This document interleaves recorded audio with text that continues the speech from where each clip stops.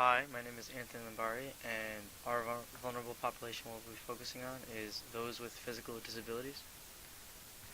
A physical disability is defined as a limitation on a person's physical functioning, mobility, dexterity, or stamina. Other physical disabilities include impairments which limit other facets of daily living, such as respiratory disorders, blindness, epilepsy, and sleep disorders. A disability can refer to many different body systems, as you can see listed, such as neurological and respiratory systems. Along with having a doctor's assessment to be considered physically disabled, one's disorder must also substantially limit a major life activity. In the US, about 74.6 million people have some type of physical disability, and of today's 20-year-olds, just over 1 in 4 will become disabled before they retire. 17.6% of people with a disability were employed in the US in 2013. 27 million women have disabilities in the US. 41% of people with arthritis are forced to limit their physical activity, making it the leading cause of disability in the United States. Medical expenses. The average total expenditures among those who were disabled were almost 6 times higher than the non-disabled. The federal government spends more money each year on cash payments for disabled former workers than it does on food stamps and welfare combined. America's two largest disability programs, including healthcare and disabled workers, cost taxpayers $260 billion a year. There are different options for people living with a disability, such as supported living and assisted living facilities. Supported living is defined as persons with disabilities living where and with whom they want for as long as they want, with the ongoing support needed to sustain that choice. An assisted living facility is a system of housing and limited care that is designed for senior citizens who need some assistance with daily activities but do not require care in a nursing home. Illnesses like cancer, heart attack, or diabetes cause the majority of long-term disabilities. Back pain, injuries, and arthritis are also significant causes. Lifestyle choices and personal behavior that lead to obesity are becoming major contributing factors. Enactment of healthcare reform, known as the Affordable Care Act, is the most significant law for people with disabilities since the enactment of the Americans with Disability Act in 1990. It brings about comprehensive reforms that will benefit Americans with disabilities by prohibiting discrimination based on health status and improving access to care. The Rehabilitation Act of 1973 prohibits discrimination on the basis of disability in programs conducted by federal agencies, in programs receiving federal financial assistance, in federal employment, and in employment practices of federal contractors. It also requires the federal government to make sure that electronic and technology information is accessible to people with disabilities. The Individuals with Disability Education Act is a law that requires public schools to make available to all eligible children with disabilities a free, appropriate public education in the least restrictive environment appropriate to their individual needs. The Fair Housing Act, amended in 1988, prohibits housing discrimination on the basis of race, color, sex, religion, disability, familial status, and national origin. Its coverage includes private housing, housing that receives federal financial assistance, and state and local government housing.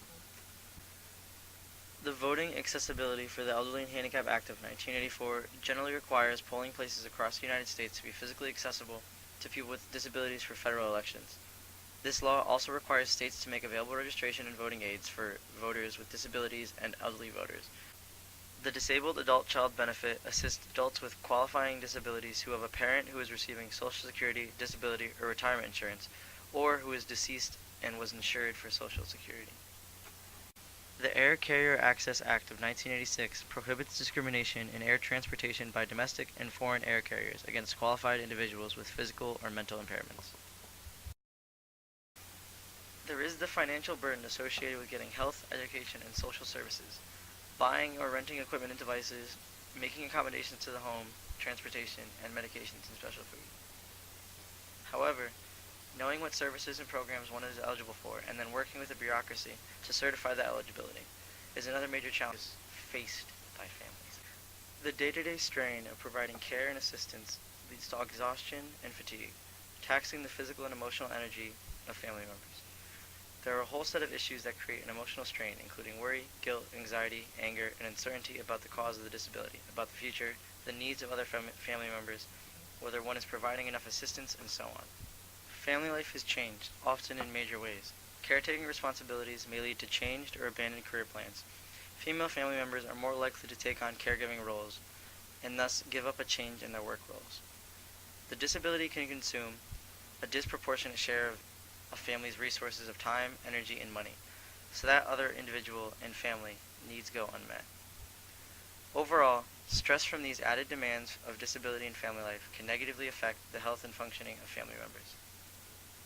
However, even though disability increases the risk for these problems, most adults and children who have a member with a disability do not show psychological or behavioral problems.